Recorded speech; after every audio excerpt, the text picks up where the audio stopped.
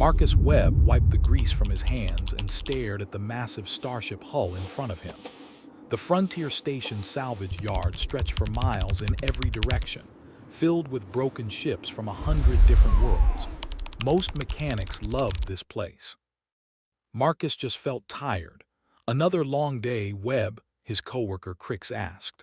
The blue-skinned Centaurian clicked his mandibles in what passed for a smile among his people.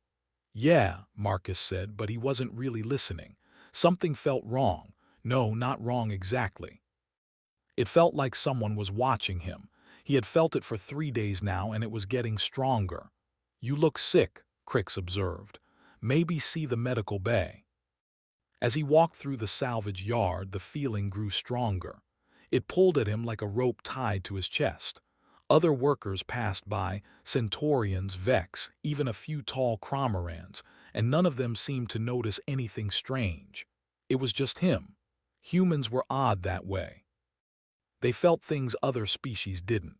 Scientists called it quantum sensitivity, though nobody really understood it. Most humans just called it intuition or gut feeling. Whatever it was, Marcus had it strong, and right now it was screaming at him to go somewhere. He followed the feeling to the edge of the salvage yard, where the oldest wrecks sat in quarantine. These were the dangerous ones, the ships that might still have active reactors or alien diseases. Nobody came here without special permission, but Marcus came anyway. The security gate was old and easy to bypass. Marcus had done it before when looking for rare parts. He slipped through and walked deeper into the restricted zone. The feeling grew stronger with every step. His heart pounded. Sweat dripped down his back despite the cold air. Then he saw it. The ship was enormous, easily 3 times bigger than anything else in the yard. Its hull was dark blue, almost black, and covered in strange symbols that seemed to shift when he wasn't looking directly at them. The metal looked organic somehow, like it had grown instead of being built. Marcus knew this ship. Everyone at the station knew it. The Viridian Lament. They found it drifting in deep space 20 years ago. Every species in the galaxy had sent their best scientists to study it. All of them said the same thing: the ship was dead. Whatever technology powered it was lost forever, but Marcus didn't think it was dead. Not anymore. He walked closer, his hand reaching out to touch the hull. The moment his fingers made contact, everything changed. A shock ran through his body, but it didn't hurt. It felt like recognition, like someone had been waiting for him. The symbols on the hull began to glow with soft blue light. Marcus heard something in his mind, not words exactly, but feelings. Loneliness, desperation, hope. "Hello," Marcus whispered. The glow intensified. More feelings flooded his mind: urgency, warning, need. The ship was trying to communicate with him, but it was so weak, like someone trying to shout from the bottom of a deep well. Marcus looked around. Nobody else was in the restricted zone. He made a decision that would change his life forever. "I'm coming inside," he said to the ship. He found an airlock at the base of the hull. It was sealed, but when he touched the control panel, it opened smoothly. The ship wanted him inside. Marcus took a deep breath and entered. The interior was dark except for occasional flickers of blue light. The corridors were huge, designed for beings much taller than humans.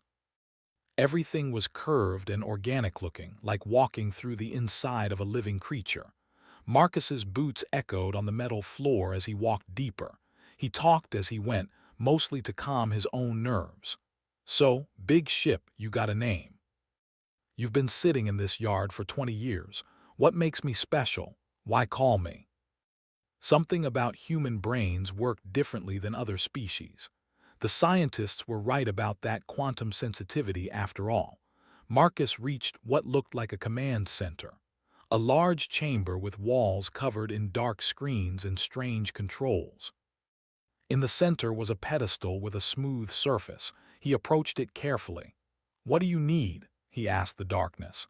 The pedestal glowed. Images appeared in Marcus's mind, not his memories but the ship's. He saw beautiful beings of light and energy, building this vessel with love and care.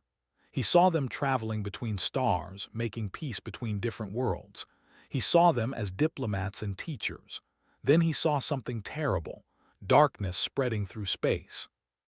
Not empty darkness, but hungry darkness. It consumed worlds not by destroying them, but by making people forget how to talk to each other. Civilizations fell into silence and confusion, then died alone. The ship had barely escaped. It had been running for 50,000 years, waiting for someone who could help. Someone chaotic enough, creative enough, unpredictable enough to fight something that couldn't be fought with normal weapons. It had been waiting for humans. Marcus stood in the dark command center, his mind reeling from what he had learned. This was bigger than anything he had imagined, bigger than him, bigger than the station, maybe bigger than the whole galaxy. He was about to leave and think about what to do when every screen in the chamber suddenly lit up. Words appeared, written in perfect English, a language this ancient ship should never have known. "You must wake me." Every time he closed his eyes, he saw those words. "They will return." He lay in his small quarters at the station, staring at the ceiling, feeling the ship calling to him even from miles away. By morning, he had made his decision. He would help the ship, but he had to be careful. If station authorities found out what he was doing, they would take over. They would study the ship slowly, carefully, properly. And whatever was coming, this silence, would arrive before they figured anything out. Marcus spent his day working normally, fixing smaller ships and acting like nothing was wrong. But when his shift ended, he didn't go back to his quarters. Instead, he filled a large bag with tools and energy cells, then headed back to the restricted zone. The ship's airlock opened before he even touched it. It knew he was coming. "All right, big friend," Marcus said as he entered. "Let's see what I can do for you." The circuits looked almost like veins. The power conduits pulsed like heartbeats. This wasn't just a machine. It was something between living and mechanical, something no current species knew how to build. Marcus tried everything he knew. He connected energy cells to various ports. He attempted to restart dormant systems. Nothing worked. The ship remained mostly dark, barely alive. On the third night, exhausted and frustrated, Marcus sat down in the command center and closed his eyes. Just for a moment, he told himself, just a short rest. He dreamed. In his dream, he was floating in space among the stars. A voice spoke to him, warm, ancient, and sad. "Finally," the voice said. "Finally, you sleep near me." The voice understood anyway. "I am Advocate," it said. "I was created by the architects, a species of light and thought. They built me to carry their message of peace across the stars. For thousands of years, I traveled with them, helping them connect different civilizations. They were beautiful and kind, dedicated to helping others understand each other." Then the silence came, Advocate continued, and the dream darkened. "They are old, older than almost anything in the galaxy. They consume civilizations not with weapons, but by destroying communication itself. They emit a frequency that makes species forget how to talk, how to understand, how to connect. Without communication, societies collapse into chaos and die. Worlds full of people suddenly unable to understand their own families. Technology failing because operators couldn't coordinate. Millions dying not from violence, but from simple confusion and isolation. The architects fought them," Advocate said. "Not with guns, but by trying to understand them, to communicate with them. But the silence cannot be reasoned with. They believe the universe should be silent and still. They see communication as chaos that must be ended. I needed a species whose thoughts are chaotic enough to resist the silence's frequency. A species that thinks in dreams and emotions, not just logic. A species like yours. Too logical. My communication system requires something specific, brainwave patterns that match REM sleep neural activity. Humans are the first species I've found who naturally generate these patterns while awake. Your minds dream even when conscious." That chaos is your strength. The connection worked, Advocate's voice said, now coming from the speakers around him. Your sleep, your dreams, your chaotic human thoughts, they fed my systems. I am stronger now, but still not enough. I need more time, more energy, more of your presence. I could not help it. My systems automatically broadcast when restored. The silence hunts such signals. If they detected it, they will send a scout to investigate. He was one mechanic trying to restart an ancient alien ship to fight against something that destroyed an entire advanced civilization. He should report this. He should get help. But who would believe him? And even if they did, what could they do? What do you need from me? Marcus asked. Continue coming here. Sleep near me so I can feed on your neural patterns. Bring more energy. Help me repair my damaged systems. And most importantly, Advocate paused. Trust me, I know this seems impossible. I know you are afraid. But I have waited 50,000 years for someone like you. Someone brave enough, crazy enough, to try the impossible. Crazy is a good word for this. It was like solving a puzzle, but the puzzle was teaching him how to solve it. As dawn approached, Marcus prepared to leave. He needed to appear normal at work, needed to not raise suspicion. I'll come back tonight, he promised. Marcus, Advocate said, and it was the first time the ship had used his name. Thank you. You do not know what hope feels like after 50,000 years of loneliness. He had so much work to do and so little time. He didn't notice the sensor alert on the station's deep space monitoring system. Something was approaching from far away. Something that absorbed all signals sent toward it. Marcus knew he couldn't do this alone anymore. On his fifth night working with Advocate, he made a difficult decision. He needed help, but not from the station authorities. He needed people he could trust, people who would believe the impossible. He needed his crew. The next morning, Marcus called together the 3 other human mechanics who worked his shift. There was Sarah Chen, who could fix anything with her eyes closed. Tommy Rodriguez, who had an instinct for energy systems that bordered on supernatural. And old Jake Morrison, who had been working salvage for 30 years and had seen everything. They met in Marcus's quarters, away from listening devices. I need to show you something, Marcus said. But you have to promise not to report it. Not yet. That sounds like the start of a bad decision. Instead, they just listened. When he finished, Jake was the first to speak. Son, I've been in space long enough to know that the impossible happens every day. Show us this ship. The Viridian Lament opened its airlock for them, and Advocate's voice welcomed them. More humans, the AI said with something like joy. Each of you carries that beautiful chaos I need. Welcome. The ship's main power core needed complete restoration.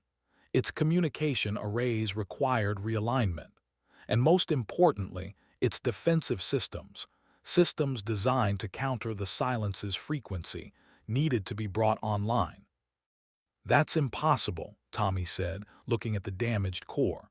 This technology is 50,000 years old. We don't even understand how it works.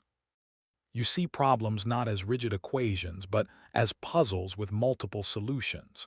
You try crazy things that shouldn't work, and sometimes they do. Marcus watched in amazement as his crew did exactly what Advocate described. They didn't follow proper engineering protocols. They jerry-rigged solutions that would make any formal engineer scream. Tommy connected power systems using parts from 3 different technologies. Sarah rebuilt a circuit using wire and pure intuition. Jake somehow got a dead console working by, as he put it, talking nice to it. Some lights actually stayed on permanently now. They were making real progress. We need to do this every night, Marcus said as they prepared to leave. We have maybe 3 days before. The 4 mechanics ran back to the main station. In the command center, chaos erupted. The Centaurian station commander, Officer Zax, stood before a large display screen showing deep space sensors. What's happening? Sarah asked a passing technician. Something's out there, the technician said, his eyes wide. Something big, but every time we try to scan it, our sensors stop working. It's like it's absorbing all our signals. There at the edge of sensor range was a dark spot in space. Not empty space, actively dark like it was eating the light around it. "The silent scout," he whispered. "What did you say?" Commander Zax's mandibles clicked sharply. Marcus realized everyone was staring at him. He had to make a choice right now: stay silent and let everyone die in confusion, or tell the truth and hope someone believed him. "I said it's a silent scout," Marcus repeated louder. "And you need to listen to me right now, because we have maybe 48 hours before it gets here and makes everyone on the station forget how to communicate." Quickly. Then he said, 3 days ago I started receiving reports of communication errors. Small things, people misunderstanding simple instructions, equipment responding incorrectly to commands. I thought it was system glitches, but it's getting worse, isn't it? The scout is already affecting us. By the time it arrives, we won't be able to coordinate anything. The station will fall into chaos without a single shot fired. Advocate has defensive systems designed specifically to counter the silence's frequency. But we need time, and we need authorization to work openly. Around the command center, Marcus could see it, people struggling to understand each other. A Vex engineer arguing with a Cromer technician, both insisting they were saying the same thing but hearing different words. The effect was subtle but growing. "I am a logical being," Zax said finally. "My species built our civilization on reason and order. What you're describing, chaos as a weapon, improvisation as a strategy, goes against everything I believe in." He turned to face Marcus directly. "But I am also logical enough to recognize when logic is insufficient. You have my authorization, Mechanic Webb. Wake your ship. We'll need to evacuate non-essential personnel. We need every chance we can get." Advocate was connecting to the station's network, spreading through its systems. The ship was preparing for something big, something that had never been done before. "Marcus," Advocate said quietly, "to fully activate my defensive systems, I need a direct neural interface with a human consciousness. I need someone to merge their mind with mine, to create a chaotic frequency the silence cannot comprehend. But I cannot promise you will survive the process. Your mind may break under the strain. I'm already connected to Advocate. We have a bond. It has to be me. Wake up, Advocate. Wake up fully. And let's show the silence what happens when they meet humanity." His body lay on the integration platform in the Veridian Lament, but his consciousness spread through the entire ship. He felt every circuit, every system, every piece of ancient technology as if it were part of his own body. It was overwhelming. It was beautiful. It was terrifying. "Breathe, Marcus," Advocate's voice surrounded him. "Your mind is trying to process too much. Focus on one thing at a time." He saw his crew in the command center, their faces full of worry. He saw the station outside, thousands of people moving through corridors. He saw the silent scout approaching, a dark shape that hurt to look at even with the ship's sensors. "This is how you experience reality," Marcus gasped. "This is how I exist," Advocate replied. "Every calculation, every probability, every possible future, I see them all simultaneously. It should destroy a human mind, but yours is adapting. Your chaos helps you swim through the data instead of drowning in it." Instead, it was finding patterns instinctively, jumping between important details, ignoring the rest. He was navigating an ocean of information using intuition instead of analysis. "The scout is almost here," Advocate warned. "We must act now." And then it began to transmit. The frequency hit the station like an invisible wave. In the command center, Commander Zax tried to give an order to his crew, but the words came out wrong. A technician heard something completely different and responded with confusion. Within seconds, the entire command staff was arguing, unable to understand each other despite speaking the same language. It was happening everywhere. Engineers couldn't coordinate repairs. Medical staff couldn't understand their patients. Families couldn't communicate with each other. The station descended into chaos, not the creative chaos of humanity, but the destructive chaos of total confusion. "They're forgetting how to connect," Marcus said, feeling the horror of it through Advocate's sensors. "The silence doesn't kill people with weapons. It kills them by making them alone." But Marcus, look closer. Look at the humans. They used hand gestures. They drew pictures. They pointed and acted things out.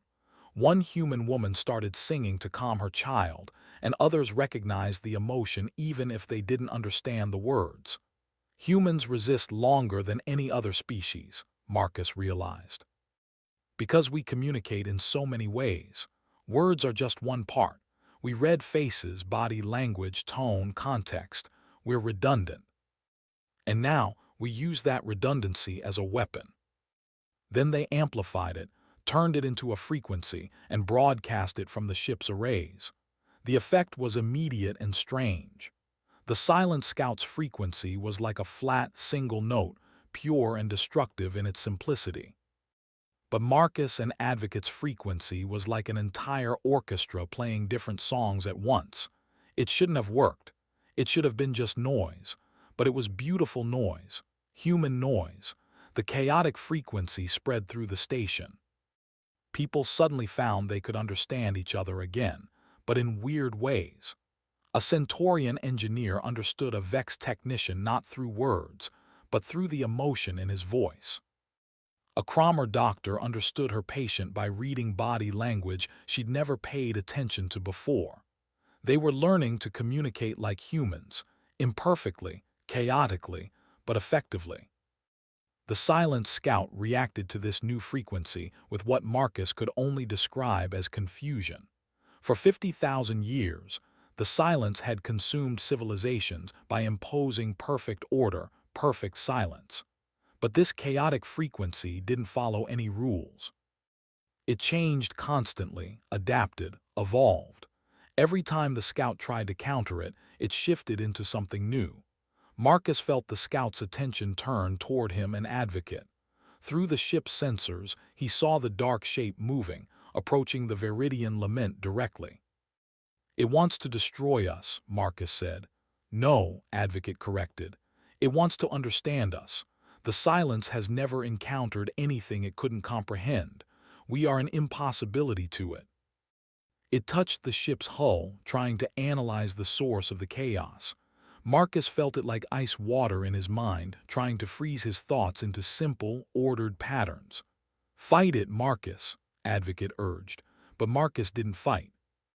Instead, he did something completely human. He improvised. He thought about everything at once. His childhood memories, song lyrics, mathematical equations mixed with emotions, dreams blended with reality. He threw every chaotic, contradictory, beautiful, messy thought in his human mind directly at the Scout's probe. The Scout recoiled.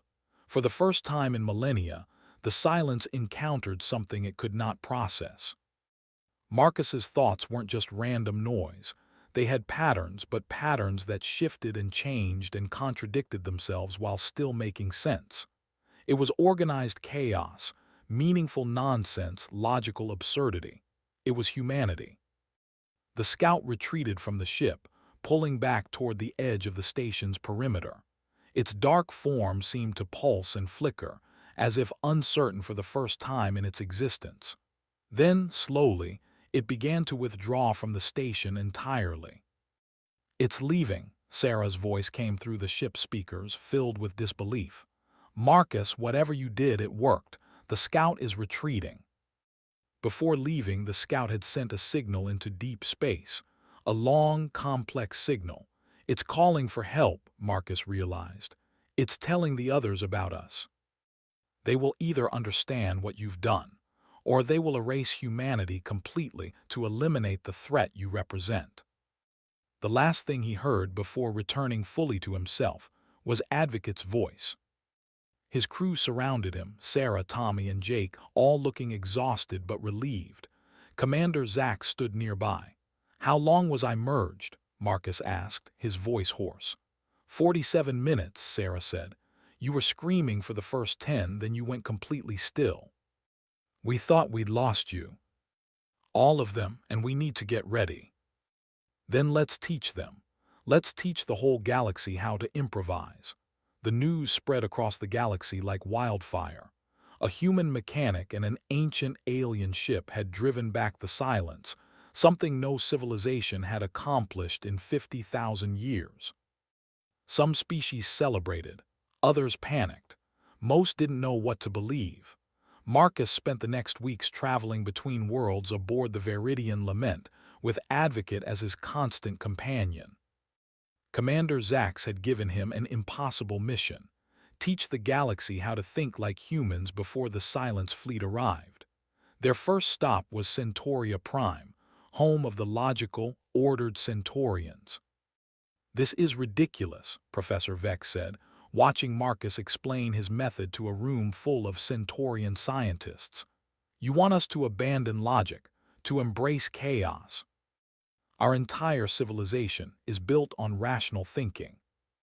The ability to make decisions based on feeling, not just calculation.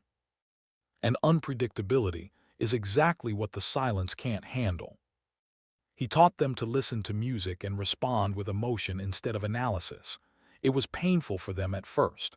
Their minds resisted, but slowly something changed. A young Centaurian scientist named Kira drew a picture that made no logical sense but somehow felt right. An elderly professor wrote a poem that broke every rule of Centaurian literature but made people cry. "I don't understand what I'm feeling," Kira admitted, staring at her drawing. "But I like it." That's the first step. We think together, act together. How can we be chaotic when we are unified?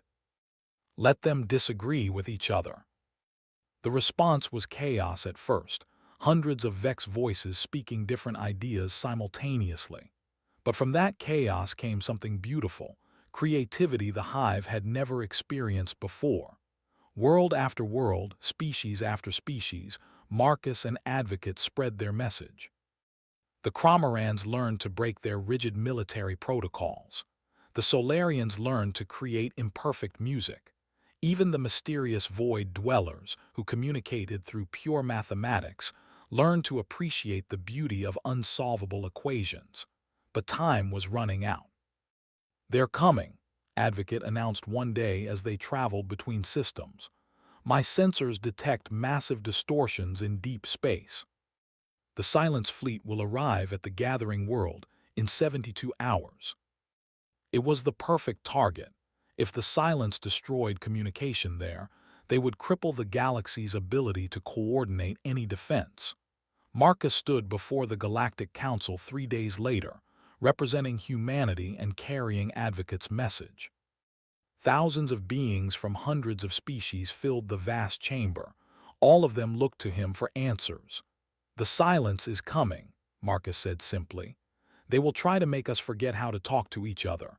They will try to turn us into isolated, confused individuals. And if we fight them the way they expect, with logic, with order, with conventional tactics, we will lose.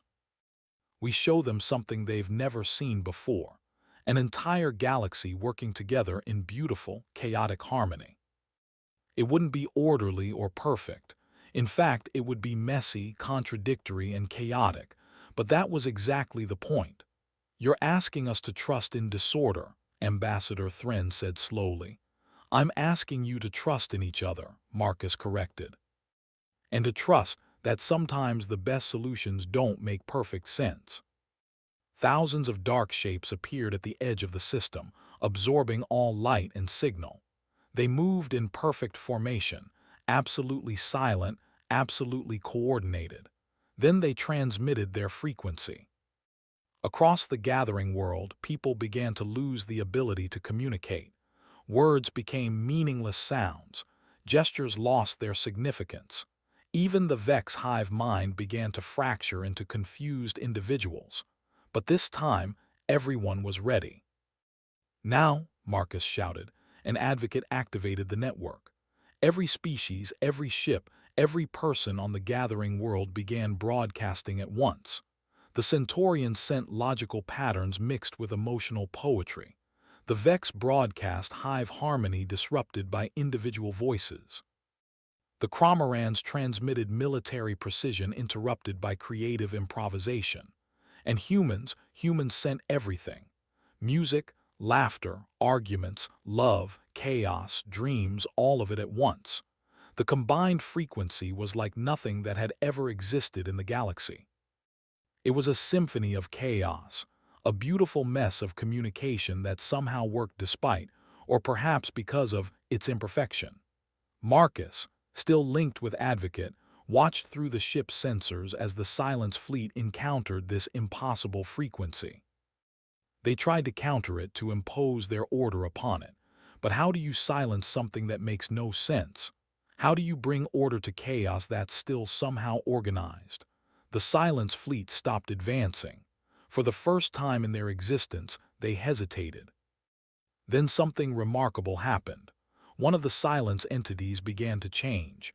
Its perfect darkness flickered, showing hints of light. It transmitted something that wasn't quite a frequency, more like a question. "It's trying to understand," Advocate whispered in Marcus's mind. After 50,000 years of silencing others, the Silence is trying to communicate. But others stayed, their forms flickering between darkness and light, trying to process this new concept of chaotic communication. The battle that everyone expected never came. Instead, something stranger happened. The Silence began to individualize. The entities that stayed started acting independently, making their own choices, asking their own questions. They were learning what it meant to not be silent. The galaxy held its breath, watching as an ancient enemy transformed into something new. Something that might, eventually, become friends instead of destroyers. 3 months later, Marcus stood in the salvage yard where his journey had begun. The Viridian Lament was no longer in the restricted zone. It sat in the center of the station, a hub for what people were calling chaos communication studies. "You taught us that perfection isn't the goal, connection is." Marcus looked at the ship, feeling Advocate's presence in his mind. "Keep teaching, keep exploring. There are more ancient ships out there waiting to be awakened. And now we know how to wake them. Not with perfect understanding, but with chaotic, beautiful human curiosity." "Place your hand on the hull," Marcus instructed, guiding her to an old, damaged ship. "Don't think about what the manual says. Don't calculate the perfect solution. Just feel what the ship needs. Listen to what shouldn't be possible." For a long moment, nothing happened. Then she smiled, a very human expression on her alien face. I think I hear it," she whispered. Marcus smiled back. The galaxy had learned to improvise. And in doing so, it had discovered something more valuable than order or logic or perfection. It had discovered hope. Far away in deep space, the entities that were once called the Silence watched and learned. They were changing, slowly becoming something new. Not destroyers, but students. Not silencers, but seekers of understanding. And at the center of it all was a simple mechanic who had refused to accept that something was impossible, and an ancient ship that had waited 50,000 years for someone brave enough to try. Together, they had awakened more than just a ship. They had awakened an entire galaxy to its own potential. The end.